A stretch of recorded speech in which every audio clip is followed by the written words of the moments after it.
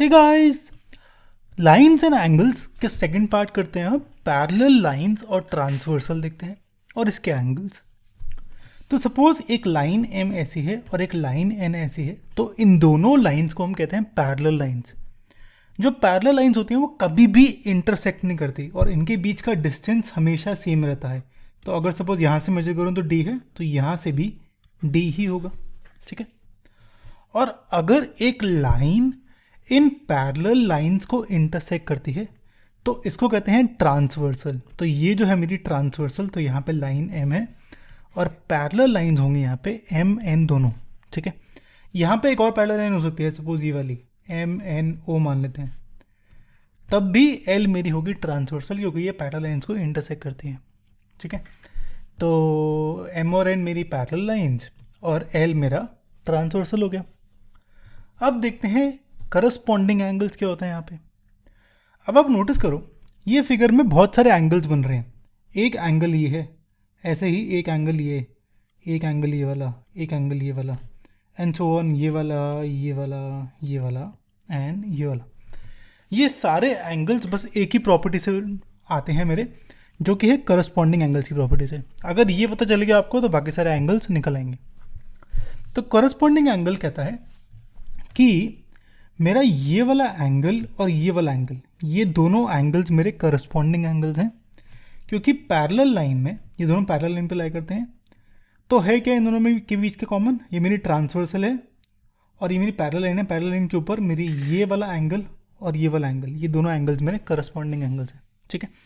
और ये हमेशा इक्वल होते हैं। तो फॉर एग्जाम्पल ये पर्पल वाला और ये पर्पल वाला, ये दोनों मेरा हमेशा इक्वल होंगे और ये होंगे करस्पॉन्डिंग एंगल, ठीक है। इक्वल कैसे होंगे, क्या प्रूफ है इसका?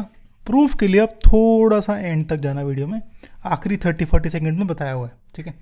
या आप कमेंट तो कर ही दोगे कोई ना कोई टाइम स्टैम्प पर, ठीक है। एनी आप तो प्रूफ तो देख लेंगे। पहली बात तो हम मान लेते हैं करस्पॉन्डिंग एंगल्स हमेशा इक्वल होते हैं। अगर आप मेजर करोगे इसे प्रोडक्टर से तो ये वाला और ये वाला दोनों एंगल्स मेरे इक्वल आएंगे, ठीक है। तो यहाँ पे दोनों पर्पल एंगल करस्पॉन्डिंग एंगल्स हैं और दोनों इक्वल हैं, ठीक है। अब सर आपने कह दिया करस्पॉन्डिंग एंगल्स हैं, तो और भी तो हो सकते हैं करस्पॉन्डिंग एंगल्स।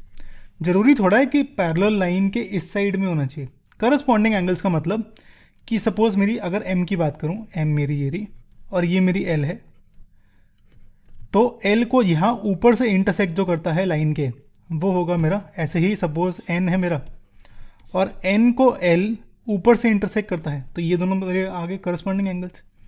सिमिलरली मेरे करस्पॉन्डिंग एंगल्स हो सकते हैं ये वाले जो कि लेफ्ट साइड से इंटरसेक्ट करते हो, ये दोनों भी इक्वल होंगे। ऐसे ही नीचे वाले यानी ये वाला और ये वाला, ये दोनों भी इक्वल।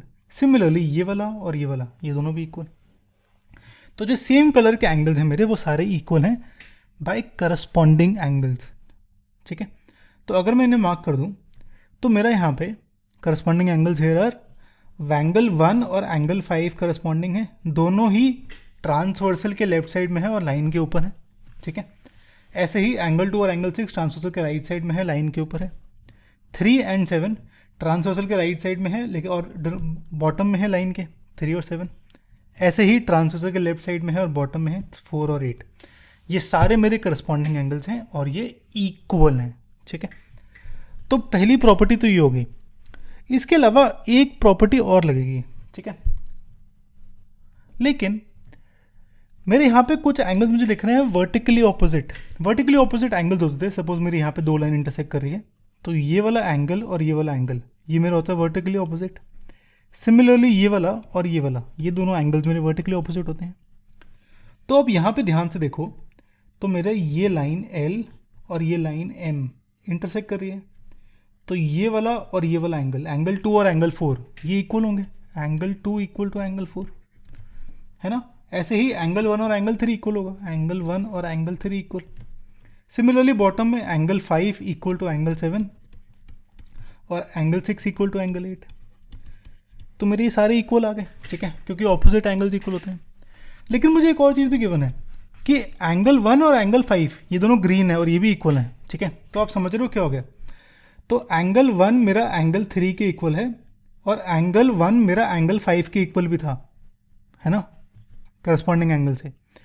तो क्योंकि एंगल 1 मेरा 3 के इक्वल है, एंगल 1 5 के इक्वल है और 5 7 के इक्वल है, तो ये चारों angles 1 3 5 7, angle 1 equal to angle 3 equal to angle 5 equal to angle 7, ये चारों एंगल्स मेरे इक्वल हो गए। ठीक है, मैं दोबारा करता हूँ इटरेट।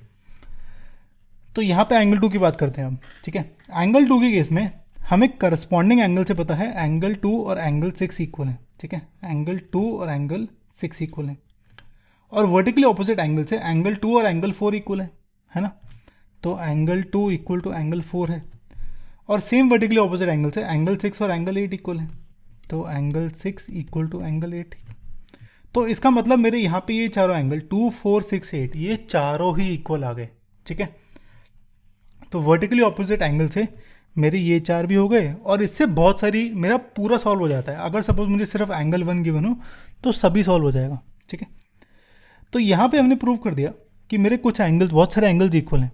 ठीक है, तो 1 के इक्वल 4 एंगल्स थे, 2 के इक्वल 4 एंगल्स थे, और 1 और 2 में क्या रिलेशन है आप नोटिस करो। 1 और 2 मेरे लाइन में लाई करते हैं, तो ये बनाते हैं लीनियर पेयर, क्योंकि लाइन एम तो सीधी है, तो मतलब एंगल 1 प्लस एंगल 2 मेरा 180 डिग्री होगा। ठीक है, बस यही प्रॉपर्टीज़ हैं, इन सबसे सारे क्वेश्चन सॉल्व हो जाएंगे आपके। ठीक है, लेकिन कभी कभी क्या कहते हैं, कुछ अलग अलग नाम दे देते हैं, जैसे कि alternate interior angle, alternate exterior angle. तो इन नाम की क्या क्या मतलब है और कैसे आते हैं वो डिस्कस कर लेते हैं। अगर ऑल्टरनेट इंटीरियर एंगल की बात करूं तो सेम फिगर। पहली बात तो ऑल्टरनेट है, ऑल्टरनेट मतलब एक एंगल लाइन के लेफ्ट साइड में होगा और एक एंगल लाइन के राइट साइड में होगा। और इंटीरियर की बात कर रहे हैं, इंटीरियर का मतलब यहाँ पे होगा, दोनों लाइंस के बीच में। ठीक है, तो इन दोनों लाइंस के बीच में एक एंगल लेफ्ट में, एक एंगल राइट में, तो ये मेरे हो गए ऑल्टरनेट एंगल्स, तो ये दोनों इक्वल।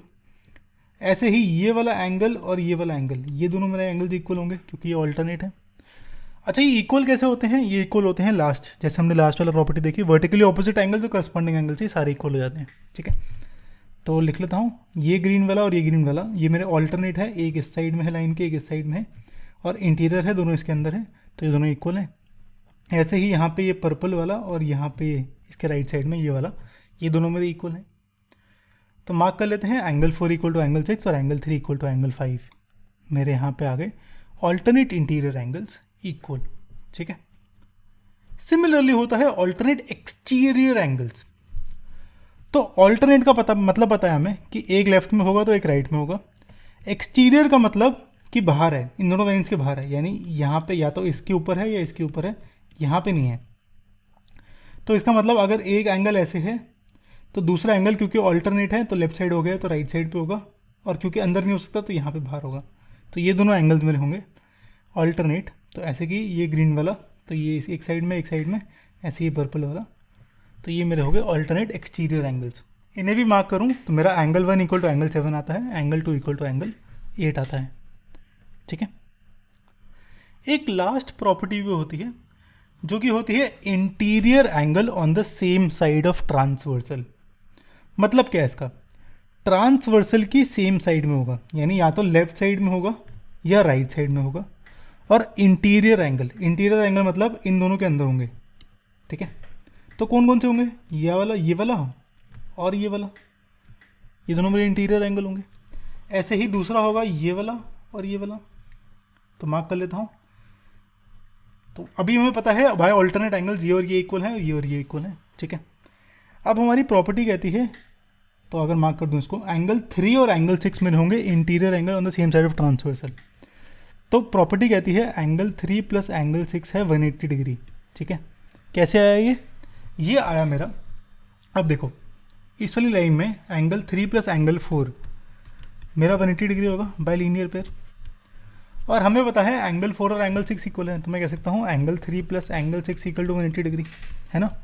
तो कुछ याद रखने की जरूरत नहीं है, बस same property, vertically opposite, linear pair और करस्पॉन्डिंग एंगल से सारे क्वेश्चन हो जाएंगे।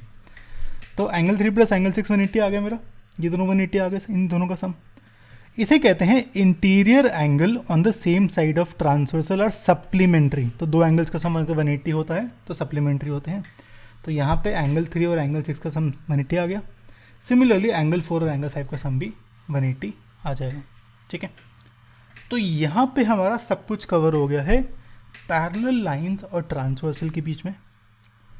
अगर आप चाहते हो एक करस्पॉन्डिंग एंगल्स का बहुत ही इंटरेस्टिंग प्रूफ है जो कि कॉन्ट्राडिक्शन से आता है, तो अगर आप चाहते हो कि बना दो तो प्लीज़ सब्सक्राइब कर देना पहली बात तो, और लाइक कर देना और कमेंट तो कर ही देना, नहीं तो पता कैसे चलेगा मेरे को, ठीक है।